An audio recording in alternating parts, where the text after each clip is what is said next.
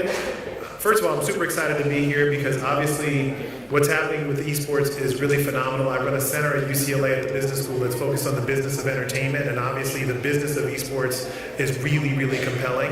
But we're not going to talk about the pro side of esports in this conversation. What we're going to do actually is talk more about what this means for the amateur landscape, right? So for those of you who cover college sports generally, you know that there's a whole regime and expectations around what student athletes are supposed to do when it comes to traditional sports, but we're going to talk about that today for esports.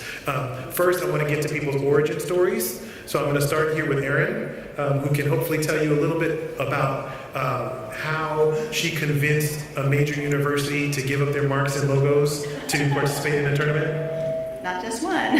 So, hi, I'm the Vice President of Marketing for the Big Ten Network, and back in 2016, I was contacted by the Penn State Esports Club, and they said, we're really interested in having a tournament with the other Big Ten schools. Would the Big Ten Network like to be involved? So at that point, I didn't know that much about esports, but I was very intrigued by it.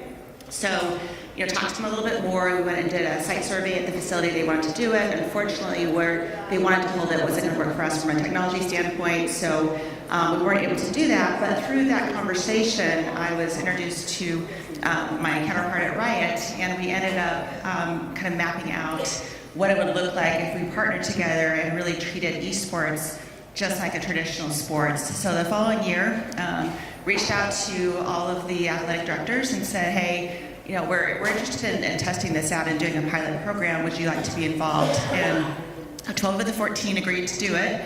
And so we launched our first regular season, and we streamed weekly games, and then at the end of the year we had a tournament. It went really well, and then last year, the second year, we ended up doing it again. This time all 14 schools participated. So it's been a great experience for us. We're entering our third season of it, and really excited to talk about it a little bit more. So when you say that it went really well, talk about what that means. What were the metrics for you? What does doing really well mean in that context?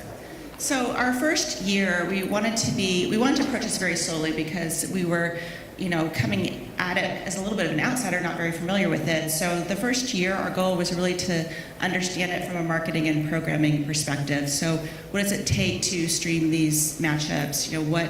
How do we run a tournament? How do we market this to our fans, which are traditionally, traditional sports fans? We didn't really get into the ad sales part of it at all because, we thought we just wanted to walk before we ran.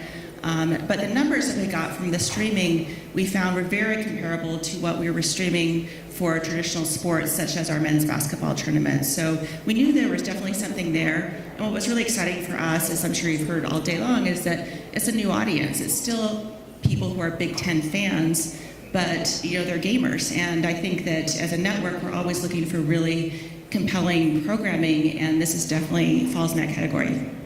Love it. Now, Matt, seems to me that Super League Gaming is uniquely positioned to work with amateur esports gamers. Can you talk a little bit about what you do and how you guys got involved with the amateur side? Sure. So that's loud. Very loud. I think you're the reason my mic is getting feedback, but go ahead. Mine was off, by the way. I'm the Chief Commercial Officer for Super League Gaming. We really do three things. We operate and power esports leagues and competitions for amateur players of a variety of age groups based on the age of the players for the game titles in our portfolio. And we partner with the publishers in order to operate those leagues and offer those competitions. We have a technology platform that enables all of the competitive experiences that we deliver, and we are now being asked to use that technology platform for non-Super League branded experiences. So whether it's brands, consumer brands, or game publishers, or venue owners and operators, they're taking an interest in what we've created on the technology side. And then the third thing is we produce content. So we have a live streaming channel that broadcasts all of our competitions.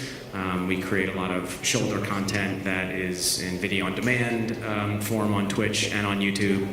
and we're also now starting to broadcast and feature other people's amateur esports content.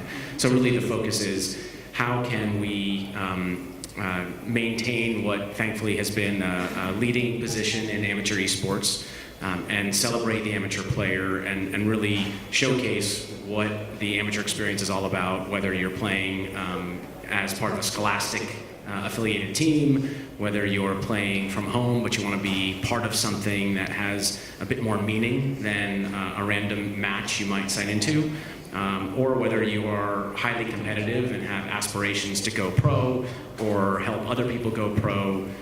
We're looking to bring you into the Super League umbrella. I love that. So earlier today, Yvette from ESL was talking, she described herself as an esports mom, right? And I think one of the things that we think about often in terms of the age of traditional gamers is, are we actually taking care of the whole person, right? You just mentioned that you serve lots of different age groups. How young are the youngest gamers on the platform? So we operate leagues around Minecraft, which is not in and of itself a competitive game. We've sort of designed a framework around it to enable that. And our Minecraft players are in sort of the 6 to 12-year-old range. We also run leagues for League of Legends and Clash Royale, and we've also recently started Fortnite events. Where Fortnite is the broadest age range, not surprisingly. League of Legends, the young end for us is 14, 15, and it goes up to sort of the early 30s. Clash Royale starts a little bit older, 15, 16, and it goes a lot older. We've had 50, 51, 52-year-olds at our events. So when you're thinking about those really young audiences, right? So, 6 to 12, what are some of the unique considerations that you had to work through in terms of the platform, the leagues, et cetera? Well, two values really that are at the heart of everything we do. One is inclusiveness. So it was very important for us not to focus on experiences that were only for the best player in a community. We wanted to design experiences so that players of multiple skill levels could all have a good experience and all compete against other players at their skill level. So inclusiveness is a big theme. And the other is really being a brand safe environment. We really pride ourselves on making sure that some of the toxicity that occurs in online gaming arenas doesn't make its way into our experiences. And that's not actually that difficult for an in-person experience when we're in a venue, and we're expanding to a number of different kinds of venues, whether it's movie theaters or restaurant and retail chains, or PC cafes and esports arenas. But we also take great care to create a safe environment when it's a play-at-home competition. It has a lot to do with communicating well with parents. That is really, for the younger gamer, what we have to be great at doing and have to continue to improve how we're doing, explaining the value proposition, explaining the benefits, helping parents understand that competitive esports, particularly in a social environment, in some ways is the antidote to too much screen time. That's something that, if we can get right, we'll see that community grow tremendously. I love it. That segues perfectly to Mark, who went all the way down the rabbit hole when it comes to thinking about young people, amateur esports, and how we get them moving in the right direction. What did you do exactly? So I work, most of my time I spend running the UC Irvine esports program. We launched an arena, a scholarship program, and a well-rounded, I think, program and approach to esports on the college campus. So we focus on 5 things. We compete. So we have coaches, assistant coaches, managers, analysts. Our players have access to an exercise physiologist weekly. We have bi-weekly meetings with a team psychologist. So when we compete, we are all in on providing all the resources and tools for high-level competition. And we've been very fortunate to have a really successful team so far. Our second focus is academics and research. And at Research One University, like UCLA, you really have to align the academic mission. So we have really superstar faculty in games and esports, human-computer interaction, broadly across campus, from arts to humanities to obviously computer science, as well as biology and neurobiology. So we work with them on research. We fund research. We just hosted an academic conference a few weeks ago. Our third... And Garvey was a keynote speaker at that and trolled us all for a few minutes at the beginning of his speech. Third thing we do is a lot of community engagement, kind of align with the Super League gaming values. We really think we need to help elevate gaming and make it a more welcoming, inclusive space. We have a 15-page diversity plan on our website that a diversity task force spent a whole summer on. We host camps for girls in gaming, for low-income students to kind of expose them to the aspects of gaming. And we also run this really awesome philanthropic high school esports league across North America that's really about connecting interest-driven learning. So students are interested in video games, and how do we use that to get them more engaged in class curriculum that we've actually developed, and put them in the STEM careers to kind of power the workforce of the next generation. Fourth thing we do is entertainment. So we broadcast, we live play-by-play, color commentary for all our matches, stream it on Twitch. We host events and tournaments. And the last thing we do is around careers. So we're really interested in connecting our students to the growing field of esports. There are so many people out there looking for young people that understand esports. And we have 70 to 80 paid students at any given time in our program that are getting hands-on experience, doing the hard work of building our stream, our digital assets, writing about it, creating content, playing, coaching, all that stuff. So those are the things that we have done as we've gone down the rabbit hole. We are now 2 years into it. We're beginning our third year. And for those of you who don't know, 2 years makes us ancient in the world of college esports. So we were one of the first schools, the first major university to hop on. And so we are honored to kind of help talk to other schools and help elevate the ecosystem as it grows. Love it. Just out of curiosity, have any of you seen the arena, the esports arena at UC Irvine? Oh, see that you got a couple of friends. And last but not least was the gentleman who was giggling before, Garvey. You want to tell a little bit about yourself? Hi, I'm Garvey. I'm the Director of Strategic Partnerships at Twitch. Founded the Twitch student program in early 2015. With really the vision to empower students and give them confidence that they can have their voice heard and contribute to this new industry in meaningful fashions. Love it. So we were talking a little bit about this before, but could you talk, since Mark's opened up the bottle a little bit, can you talk a little bit more about inclusivity, in terms of making sure that the things that we're doing are actually accessible, for example, to girls who are gamers, right? We just did a study in partnership with a company called Versus Systems. One of the questions that was asked was, are you a gamer? And then later in the survey, we asked, do you play games, right? It turns out there are plenty of people out there who play plenty of games who don't call themselves gamers, and we call them women, right? So could you talk a little bit about, maybe some of your perspectives, and we can take that question all the way down the line. What can we do? What are some of the challenges we need to address to make sure that this is an opportunity that's open to all young people? Sure, absolutely. But first I want to say I'm super happy and super proud to be on a panel. I'm a big fan. Twitch, Amazon's a big fan of BTN, Super League, and especially UCI. We work very closely together. But inclusivity, so the Twitch student program was founded with 3 pillars, and that's inclusivity and diversity through collaboration. And we really see digital media and gaming as outside of societal constructs. So it's really built on inputs and outputs. While the vast majority might be male players, and that's changing every single year, I think Mark could attest that the leadership in colleges are, for the most part, young ladies that are really empowered. They know what they're about, and nobody, especially me, thinks twice about doing what we're told. And again, it's just based on inputs and outputs. And we're really, with this digital medium, we can have the potential to break out of some societal constructs that I've never agreed with. I grew up in Brooklyn, New York my whole life. Queens, baby. Yeah, see, there you go. Spider-Man, meet Captain America. Yeah, we grew, yeah, exactly. Nice. But, growing up in New York City in the 70s and 80s, this was the whole mentality of everything was inputs, outputs, and motivation. What people are motivated by, no ulterior motives, just be direct, honest. What are you going to contribute, and then what's going to come back. And I think this industry, especially with the guidance of leaders like Mark Deppe and the UCI Esports program, we really have a way to redefine a lot of different terminology that might be in traditional business, like, okay, ROI, That's great. I understand return on an investment.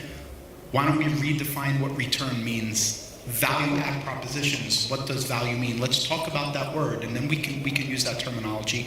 And I think the same thing with inclusivity and diversity. Let's redefine, let's collaborate, let's see who's passionate about what can they bring to the table, and what the result is going to be. And then again, I don't think that there's moving forward there'll be a problem thinking holistically like this. Love it, love it. Mark? Well, I would say the diversity challenge is massive, and it's not an esports thing, it's not a game thing, it's a human problem, and I think it's really empowering to know that we can make a dent in the space that we're in. And so when we've met and talked about it, there's a couple of different philosophies. One group of people says we should have all girls teams right now to create role models and opportunities and help level up females and create opportunities for them. There are other group of people who think, the best people should play on the best teams. And in all the conversations we've had, the gamers, both male and female, have all said, let the best players play, which gives us the challenge of building the pipeline to make sure that the best players, when they get to our level, are a diverse group of people that allow access to whoever wants to play. So we focus more on the pipeline model. That's what our gamers have told us. That's one of the reasons it's excited to be part of high school efforts. But you'll see us do some co-ed esports at the college level, some intramural stuff. But it is a challenge, and the pipeline method is one that's kind of kicking the can down the road a little bit, and we're hoping to see returns. We do camps, we try to create role models for great folks. I'll share, Garvey mentioned the leadership in Collegiate is very female, and that's true. We have 5 full-time staff at UCI, 4 of them are women. 2 of our 3 interns last year were women. 2 of our 5 interns this year are women. A third of our student staff, a third of our community members and gamers are women. So there's a lot of them there. It's just we got to figure out a way, if they want to play, to create that access. And so just to wrap up, I think my 2 main takeaways that I've kind of seen are the reasons I think women haven't kind of made it to the stage at this point. One, I think boys and girls are raised very differently. From a very young age, the age when you have to start playing the game and earning those requisite skills. So that's part of it. And I think the other part is society tells you, and often it's online, it's in game chat, it's all these places. If you don't meet what people view as a stereotypical gamer, there's a lot of harassment, and you will be discouraged and kind of pushed out. So we're trying to model that behavior. We have a code of conduct. It's in our scholarship contracts. So it's a heavy burden, it's a big task. We don't have solutions right now, but we're interested in talking to people who want to be a part of this, and we're going to continue to talk about it and host panels and discussions and think about it critically, and we have a lot of passionate faculty, staff, and students at UCI who want to help push the needle. Matt, is this an issue that Super League is thinking about it? Well, yes, for sure. Our CEO is a woman, so it's something that's on her mind regularly. One thing that's just perhaps interesting, we have the different age groups of gamers, as I mentioned earlier. In our Minecraft competitions, we see somewhere around 35% female participation.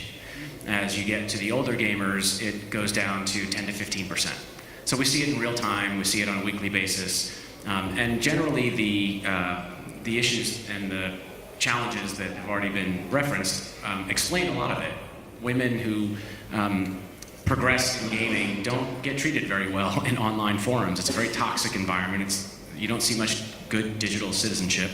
And that's something that game publishers are working on. That's something that league operators at the professional level are working on. Teams at the professional level are working on. We're certainly working on it. And frankly, we see ourselves as having one of the best chances to be the pipeline. And that's what we're trying to do. We're trying to give these inclusive and diverse experiences, give people access to them at younger ages, and when players are getting a little bit older, creating those safe environments that I mentioned earlier.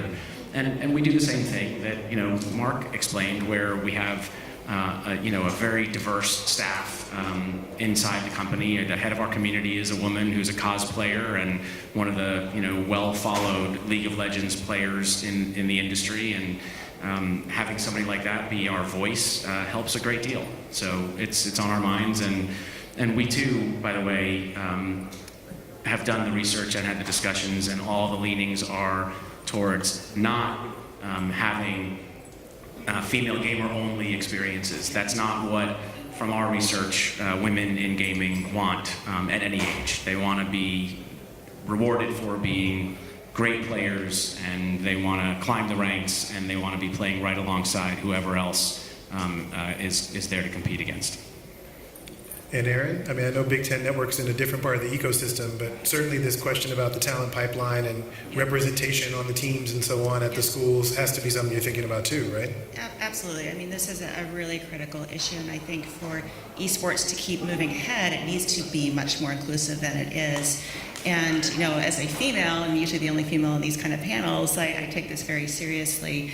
You know, with our Big Ten teams, for example, last year there weren't any females on our teams, but it goes back to your earlier points where you want the best players, the players want the best players in the team, so we have to start earlier. And I think that the best part of this is that now that we're really embracing the amateur, the collegiate esports in a way that's never been done before, I think that we're going to be able to create these new opportunities for girls and for women and keep them engaged and keep them playing, because it is, you know, such a great opportunity that right now is just being wasted. So speaking of opportunity, I do want to talk about the opportunity here with amateur esports. And, you know, it's clear that there's been a ton of progress made in terms of giving people an opportunity to play, to learn, and to be seen, right? So can you talk just a little bit, you know, anybody on the panel, about some of the points of friction that have been removed, some of the innovations that we've had, some of the things that people have tried that are creating a really attractive environment for kids who want to go into esports? Well, I mean, I think, you know, probably one of the most important innovations, in a sense, is Twitch. You know, the fact that Twitch exists, and certainly everything that Garvey's doing to connect into scholastic programs around the world, but just the tool that Twitch has put in people's hands has made esports and competitive gameplay accessible to hundreds of millions of people around the world. Without that viewing portal, which had surprised just about everybody other than the people who founded Twitch, that viewing portal has changed the landscape entirely, and it's given rise to esports as a viable media property and a media platform.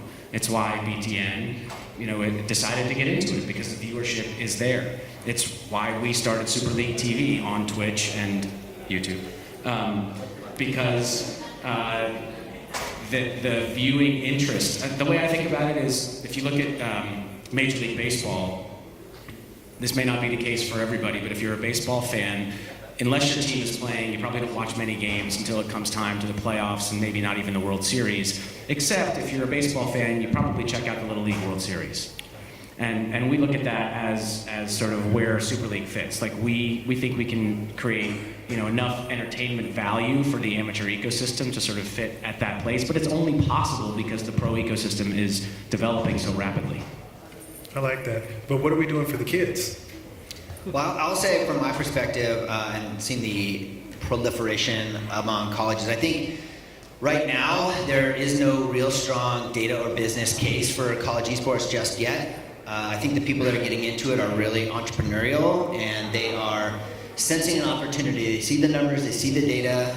If you look at traditional sport viewership, your average sports viewers are getting older. The population's aging, young people. None of my scholarship players own a television. None of them subscribe to cable television. MLB average age for the community is 54 years old, NFL 49, 50.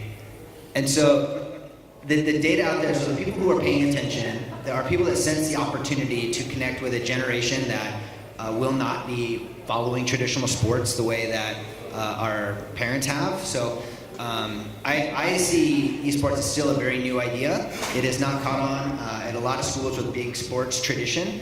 It's really schools that are trying to find an identity and carve out a niche for themselves. I think UCI, my university, we want to be a school of first choice. We're part of the UC system. We have our big brothers in Berkeley and UCLA. And if you want to be a gamer, you don't go to Berkeley or UCLA. You come to UCI because you can get a scholarship and you can be and create a career for yourself in esports. And so I think that's what a lot of schools see, and I think that's why other people up here are here, is this is a new space, and early movers are going to have extra opportunity and figure it out a little bit quicker than others. Okay, but unpack that a little bit.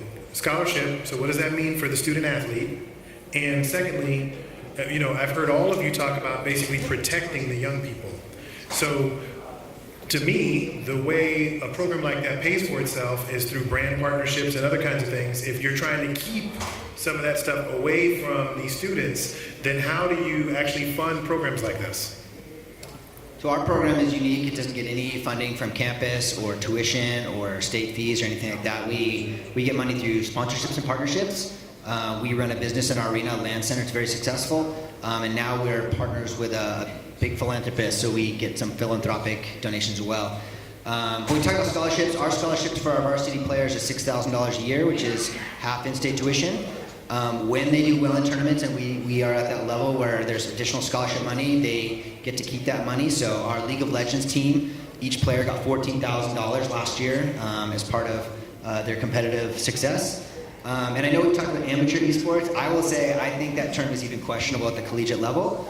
I will say there's a lot of people out there who think college should be a pure amateur thing where students don't benefit from their skills. I have a different perspective. I think public opinion has shifted on that, especially for major media sports.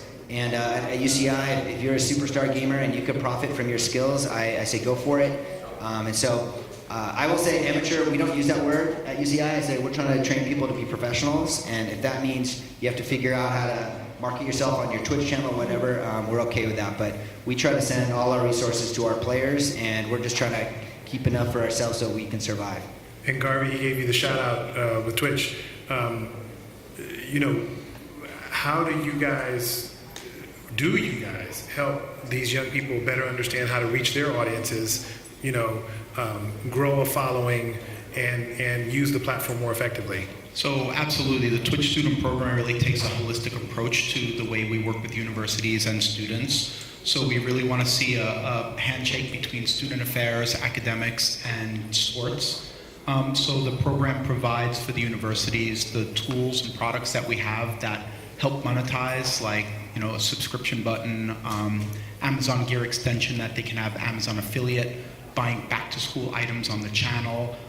There's donations, there's merchandise that you could make and market. And what we really want to do is, a lot of this program, we have a component that's called the Twitch Student University Challenge. And it's really an interdisciplinary approach to practically applying education to the business of esports. So we show how the marketing department can be involved, the art department can be involved, to real tangible benefits. So it's not a theoretical exercise. The data, the finances are all there if a business plan is put together and executed on. At the same time, these students will have these great cover letters and portfolios that when they graduate, they can say, okay, I know I'm a marketing student, but I want to let you know for 3 years I applied marketing to a digital medium through our esports program. I conducted surveys on back-to-school items. We stocked our UCI Amazon Gear extension with those items. It doesn't cost anybody any money, but you could support this great, inclusive, diverse community in this fashion.